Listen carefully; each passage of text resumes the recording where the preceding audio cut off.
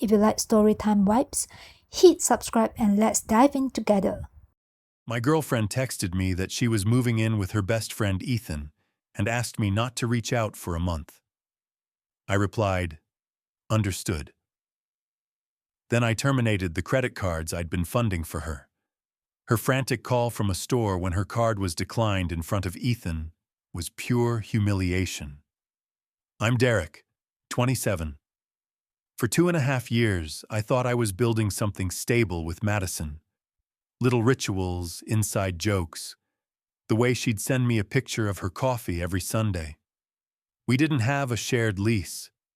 She had a tiny studio that she called creative space. I had my apartment, my climbing gym routine, my job. But 1 year ago, her influencer life started to require my money. It wasn't a slow creep. It was a hemorrhage disguised as hustle. 2 credit cards in my name that she used as an authorized user, my phone plan on her line, car insurance I paid for, streaming accounts, gym dues, subscriptions for business tools. The bill added up to roughly $1,800 a month, before dinners, before gifts, before the emergency Venmo transfers when rent hit and her DMs didn't. I wasn't naive. I wanted to help her get traction. I believed in hustle culture and in her aura, her aesthetic, her quick editing, the way she described coffee as content. I told myself this was an investment, a little sacrifice now, payoff later. But I was also soft. I loved her. I liked being useful. Enter Ethan. 26, college buddy, the guy who left hard eyes on her photos and liked the photos before I even woke up. "He's like a brother," she said when I asked. "You're overreacting," friends chimed in when I mentioned I felt sidelined. But there's a kind of small electric alarm that goes off when someone's steady presence on your partner's phone starts to feel like competition. I noticed a text that appeared a lot at dumb hours. "Morning, from Ethan." A DM that thanked her for the late-night edit. Little things that stacked. Then, one Wednesday while I was at work, she sent me the text that flattened me. "Hey, love. Ethan's roommate bailed, and he offered me the extra room for super cheap. I need this, Derek. Time to focus on my brand without distractions. Let's not contact each other for a month. We're still together, obviously. Just need space. Love you." I stared at the message until the coffee went cold. Moving in with another guy, and we're still together? That sentence bounced around my head like a cracked record. She framed it as a professional stepping stone, a pragmatic move to focus. But the nuance, move in with a man she said was just a friend, while asking me to vanish for 30 days, felt either deliberately callous or disastrously tone-deaf. Either way, it was the fracture point. So I did the thing she asked for. I gave her space. But I didn't surrender my boundaries. I thought back through every emergency transfer, every "my card declined" text, every "can you cover this month?" plea. I thought of the $300 ring light that was a business necessity, and the $400 Sephora haul captioned, "Support my brand, babes." I thought of my credit card statements, months of minimum payments for a life I paid for, and a partner who was drifting into someone else's apartment. That night, while the city hummed outside my window, I logged into my banking apps. Calm, methodical clicks. The 2 cards she used as an authorized user, access revoked. Phone plan. Her number removed from my account. Car insurance, no longer on my policy. Gym membership, canceled. Music and streaming accounts, logged out and passwords changed. The shopping account she used for business buys, deleted. I kept a copy of everything I changed. Screenshots, emails, timestamps. It took an hour. Less than coffee, less than the time she was asking me to be silent. Then I blocked her number. Her no-contact month started exactly when she asked. I didn't expect to feel triumphant. I expected guilt, regret. Instead, I felt something raw. Clarity. Day 3, the quiet smashed into voicemails. The first was from Sarah, Madison's friend. "Oh my God, Derek, what did you do?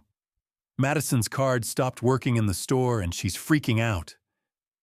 The second was her mom, Linda, pleasant, formal. "Hi, Derek, it's Linda.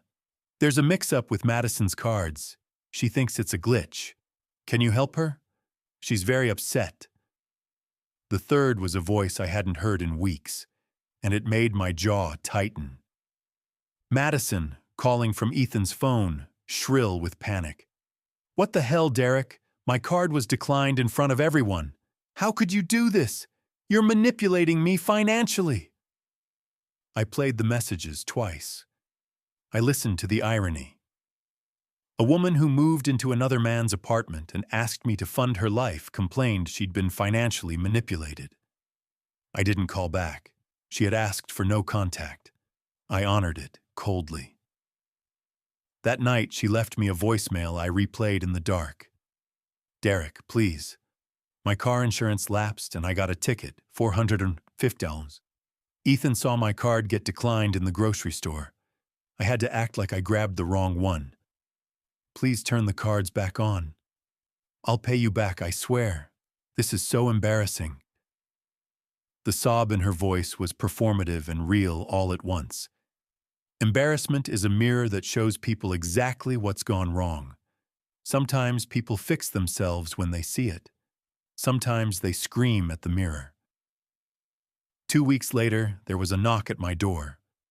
I opened it to Madison, no makeup, hair in a messy ponytail, sweatpants that had seen better days, and Ethan beside her, shifting his weight, trying to look neutral. Madison's eyes were wild, a cocktail of hurt and entitlement. "You asked for a month of no contact," I said. "It's been 2 weeks," she snapped. "You know what you did? You tanked my credit. Those cards are in my name." Her voice had the practiced outrage of an influencer filming a rant. Ethan tried to calibrate the room. "Dude, that's rough. She depended on those cards." He glanced at me like someone doing a moral inventory. I kept my voice quiet, flat. "They're in my name. I was paying the minimums while she used them. You moved in with her. You knew she was struggling. You still expected me to fund her life?" "It's not like that. We're just friends," Ethan said, a hand shifting, a face that suddenly had a lot more gray than it used to. "Quiet, Ethan," Madison hissed. Her energy surged like a tide. "Derek, turn them back on. I have a brand meeting tomorrow and I need to look professional. I can't even get my hair done." She looked frantic, then fierce, then feral. "I can't do your life for you," I said. "You asked for space. You got it." Her lip trembled, then curled. "I'll sue you. You controlled me financially and now you're punishing me." I laughed, because the absurdity hurt more than the accusation. "Sue me for cutting off free money? Go ahead. I have 2 years of statements that show thousands spent on boutiques, cosmetics, dinners out. Meanwhile, you posted captions about being self-made. Expose yourself if you want." Ethan's face went pale. It registered in him then that he might have been a participant in something he didn't fully understand. He looked between us like a man who just realized he'd bought a ticket to the wrong show.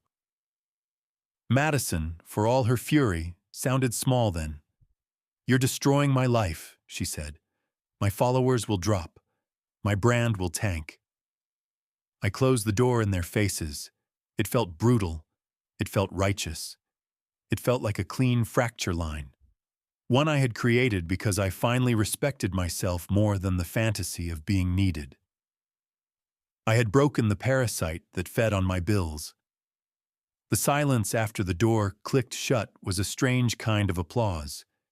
I knew then that this wouldn't end quietly. Madison had a platform, a voice, a habit of curating outrage into content. She would try to spin a story. She would try to make me the villain. And if she did, I had a ledger, receipts, texts, and a memory of all the nights I paid someone else's Netflix while she slept in someone else's bed. I slept that night with my phone off. For the first time in a year, I woke without a sense of dread knotting my stomach. The headache of being taken for granted started to melt. I didn't know how it would all land, but I was done diluting myself for someone who thought space meant moving into a stranger's bed. And that was where the story began to bend. The ripples from one small, decisive act were about to become a wave. I watched as Madison tried to turn panic into an audience, and as people slowly decided which side made sense. She thought she was untouchable because of the way she edited light. She thought a sob story filmed in 5 takes would wash away invoices and receipts. But she underestimated one thing: documentation. And more than that, she underestimated what happens when someone chooses dignity over pity. I had spent 2 years being the bank. Now I was saving myself. The next chapter would be messy, loud, and in the end, deserved. 2 weeks after I shut the door, her first public post went up. An Instagram story in which she filmed herself makeupless, mascara like rivers on her cheeks, voice wobbling as she said, "He abandoned me and cut off my cards. He left me homeless." The little red heart from Ethan was conspicuously absent. Comments exploded. Some sympathetic, most skeptical. Screenshots of her previous luxury haul posts circulated. The internet has a way of keeping receipts, and receipts have a stubborn habit of ruining narratives. "You think she'll survive this?" a coworker asked me, less curious than amused. "I don't hope she's destroyed," I told him honestly. "I hope she gets real, and I hope Ethan figures out what kind of person he wants to be." The truth is messy and sometimes slow. People will try to sell you revenge as a headline, but the real revenge is quieter.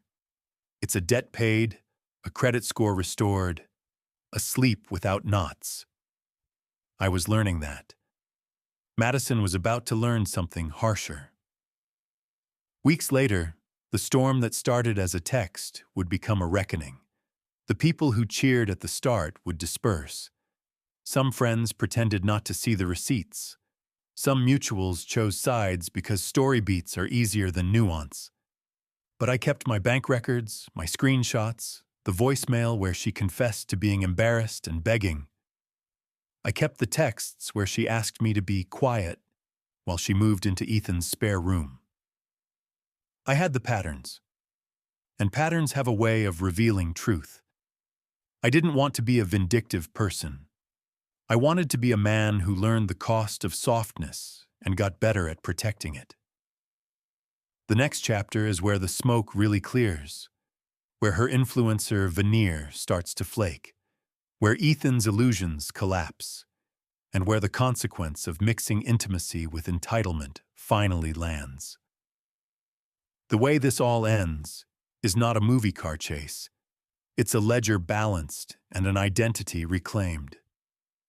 I thought I'd be ruined by cutting her off. Instead, I found the person I was supposed to be. When she thought she had me, when she thought moving in with Ethan and asking for space was clever, she hadn't counted on one thing. I was saving myself in plain sight. The smear campaign started exactly the way I predicted. Madison posted a shaky, mascara-streaked video accusing me of financial abuse. Her eyes darted back and forth, searching for sympathy, her voice breaking as she said, "He cut off everything, my cards, my phone, my car insurance. He abandoned me with nothing."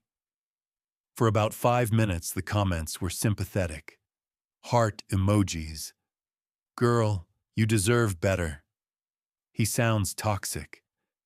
But the internet has a long memory and little patience for hypocrisy. Screenshots of her luxury unboxing haul from 2 weeks earlier appeared in the replies.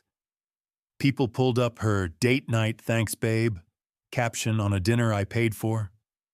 One person even stitched her crying video with a montage of her bragging about being self-made. The comments turned vicious. So your ex was funding your lifestyle?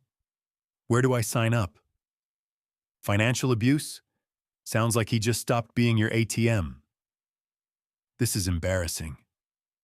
By morning, her video had less than 600 views and was quietly deleted. That would have been the end of it. But Madison wasn't done. She was desperate, and desperate people thrash. 3 days later, she showed up at my door again, this time without Ethan.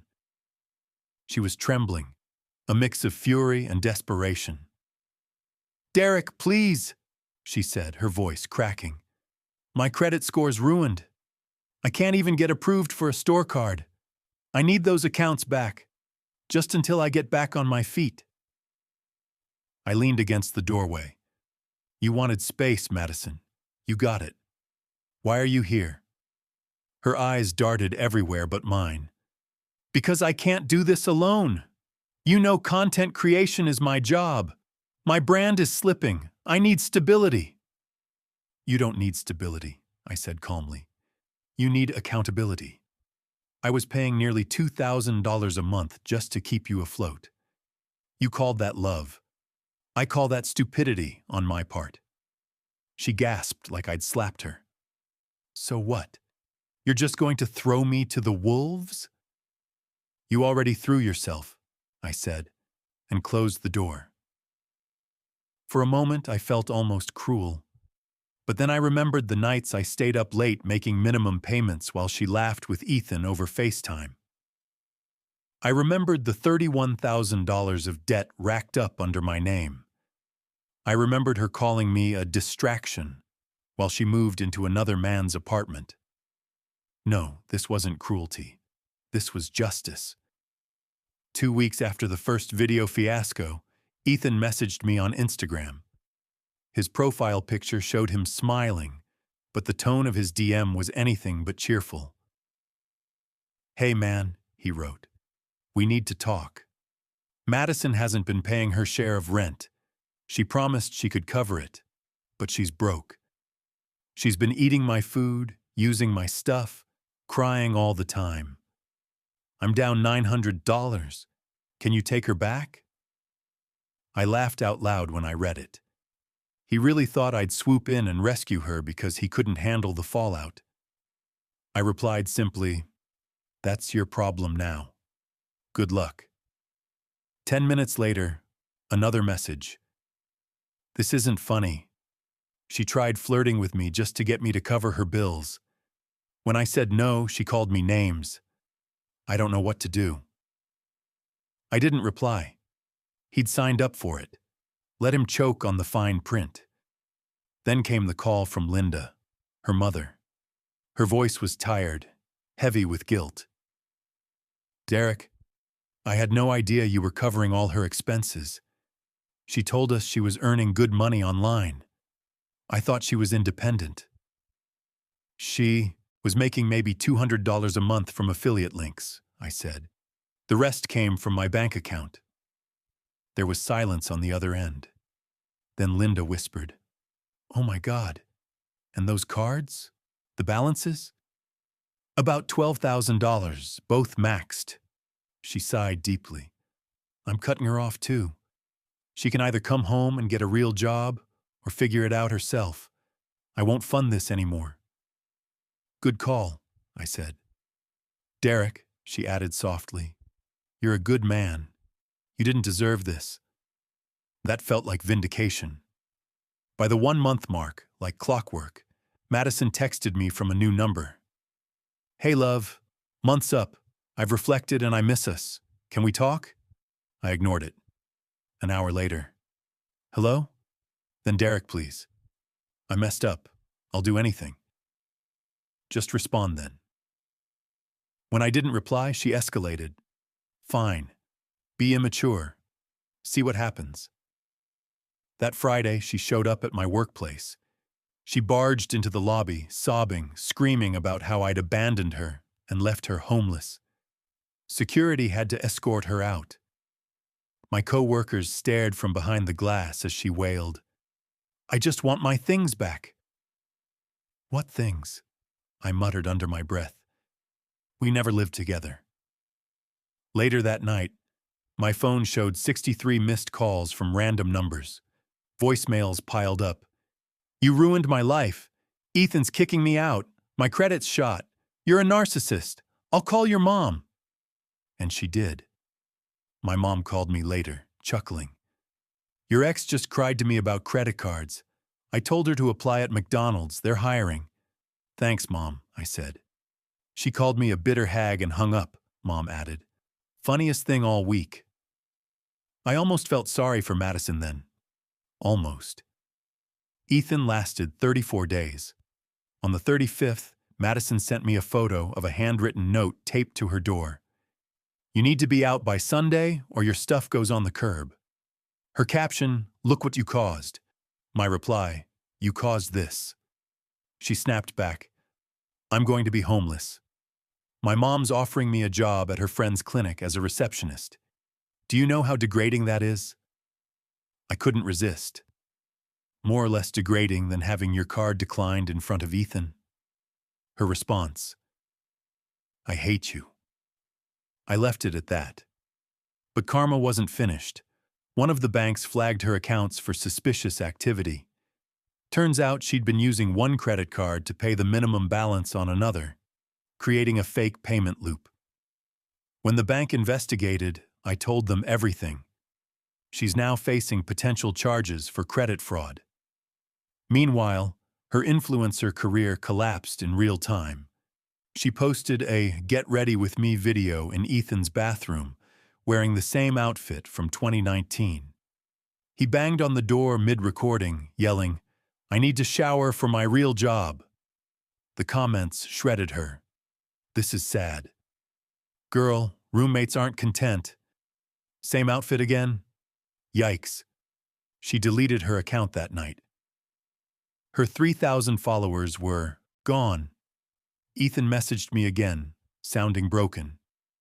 She's out. Her mom came with a truck and dragged her away. She screamed at everyone, called me a traitor. I'm done. Sorry, man. She told me you were abusive. I thought I was saving her. Guess I was just being used. At least you're honest now, I replied. Linda texted me the next day. She's home. Starts at the clinic Monday. Regular job, regular pay. Thanks for not pressing charges. I smiled. No problem. Hope she learns. But deep down, I knew Madison never would. Life after Madison was quieter, peaceful even. For the first time in years, my paycheck belonged entirely to me. No surprise charges, no late-night, babe, can you cover this, texts, no dread every time I checked my bank app. I started sleeping better, eating better, and, ironically, saving better. Within 3 months, I'd wiped out nearly half the debt she'd dumped on me. But it wasn't just about money. It was about freedom. I could finally say yes to myself. I booked a weekend hiking trip with friends, something I never did while Madison clung to me 24/7. I signed up for guitar lessons, something she once mocked as a waste of time. I even started talking to a woman at my gym, a nurse named Claire, who thought budgeting was sexy. Imagine that. Madison, meanwhile, was spiraling. Her mother kept me loosely updated, almost as if she needed to vent. Apparently, Madison's first week at the clinic was a disaster. She showed up late, complained about the uniform, and spent half her shift scrolling TikTok. When her supervisor told her to answer phones more politely, she snapped, I'm not your servant. She lasted 12 days. Next came a job at a clothing boutique. She posted about it like it was a new era. but by week 3, she'd been fired for giving her friends unauthorized discounts. Linda texted me again. She thinks everyone is out to get her. Won't admit she needs to grow up. I didn't reply. By then, I didn't care anymore. The last time Madison tried to re-enter my life, it was almost comical. I got a letter. A literal handwritten letter, like something out of a soap opera. The envelope smelled like cheap perfume, and the cursive inside was shaky. Derek, I know I hurt you, but you hurt me too by abandoning me when I needed you most. I miss what we had. We were a team. We can fix this. I've changed. Please, let's meet for coffee. Just one conversation. I read it once, then twice. Then I tore it in half and tossed it in the recycling bin. Because here's the thing. She hadn't changed. People like Madison don't change until they hit rock bottom, and even then, it's not guaranteed. She wasn't writing because she loved me. She was writing because she needed me, and I was finally done being needed like that. The real closure came not from rejecting her, but from building something new for myself. One evening, while Claire and I were walking back from dinner, she asked, "Do you ever regret it? Cutting her off the way you did?" I thought about it. About the crying videos, the screaming voicemails, the endless accusations. About Ethan's pathetic messages, Linda's exasperated sighs, the $31,000 of debt I was still chiseling away at. And I answered honestly, "No, I don't regret a single thing." Claire smiled. "Good. Because honestly, that woman sounds exhausting." We laughed together, the sound echoing through the quiet street. But in the back of my mind, I realized something important. Madison was just one chapter in my life. A toxic, draining, expensive chapter, but still just a chapter. I wasn't the villain in her story, and she wasn't the villain in mine. We were simply incompatible. The difference was, I walked away. She clung, and that made all the difference. Weeks later, I scrolled through my phone and stumbled upon one of Madison's old Get Ready With Me videos. She was twirling in front of a mirror, gushing about her perfect boyfriend who provides everything. That used to sting. Now? I just shook my head and hit delete. Because the truth is, the best revenge isn't exposing someone, or bankrupting them, or even letting karma do its work. The best revenge is living a life so good, they can't even touch it anymore. And that's exactly what I was doing.